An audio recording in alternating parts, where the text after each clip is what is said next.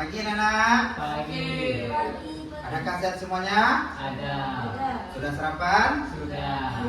Sebelum kita belajar ini, anak-anak diharapkan dulu untuk membaca doa dulu ya. Nah, Rahmat tolong pimpin anaknya, teman-temannya untuk membaca doa dulu. Semua siap. Berdoa dimulai. Bismillahirrahmanirrahim. Terima kasih Rahmat. Baiklah, sebelum Bapak memulai pembelajaran, Bapak ambil absen dulu ya. Rahmat Hidayat. Jadi Pak, Anak-anak Bapak, pembelajaran kita di hari yang lalu masih ingat? Tentang pembelajaran apa?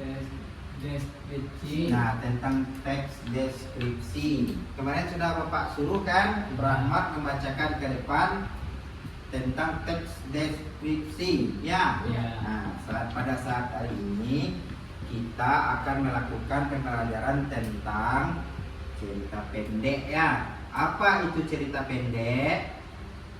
Ada yang tahu? Ada. Apa itu cerita pendek? Pernahkah anak-anak Bapak membaca atau melihat atau membaca sebuah cerita pendek di sebuah buku ataupun majalah? Pernah? Pernah. Pernah. Cerita pendek apa yang pernah Rahmat baca, nak? Kunci. Tentang kelinci. Kelinci juga sudah pernah. Ya, lanjut. Apakah anak-anak Bapak tahu itu apa cerita pendek? Ya.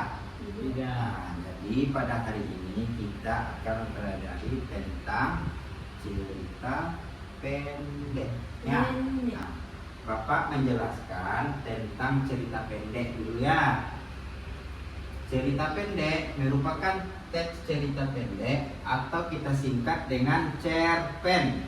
Nah, adalah karya sastra fiksi yang berbentuk prosa naratif dan berisikan cerita singkat. Nah, bersifat fiksi atau rekayasa, fokus pada satu tokoh utama dalam suatu peristiwa atau situasi, memiliki alur cerita yang lebih pendek.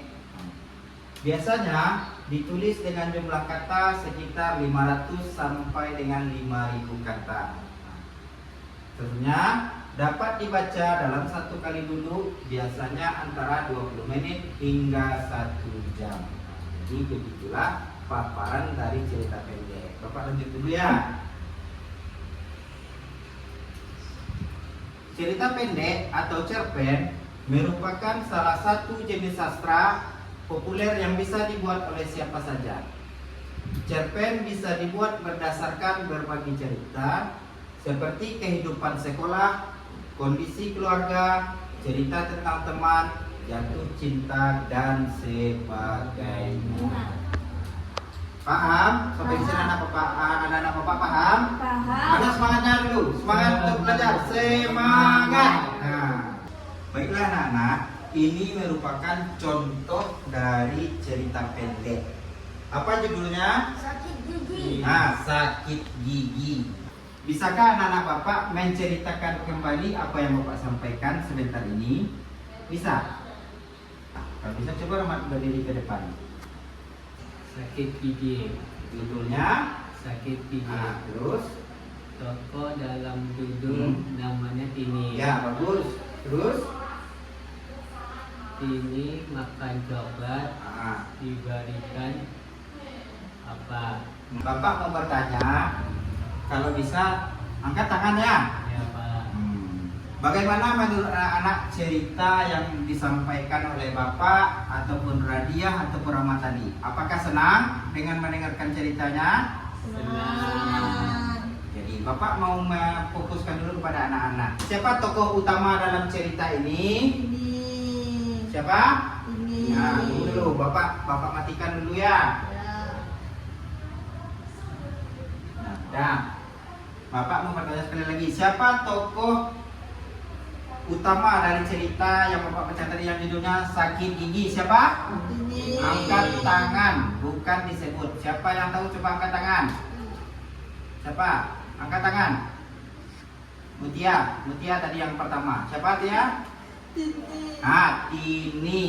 Sebelum Bapak akhiri, Bapak memberikan tugas kepada anak-anak Bapak agar membuat sebuah cerita pendek dikerjakan di rumah ya.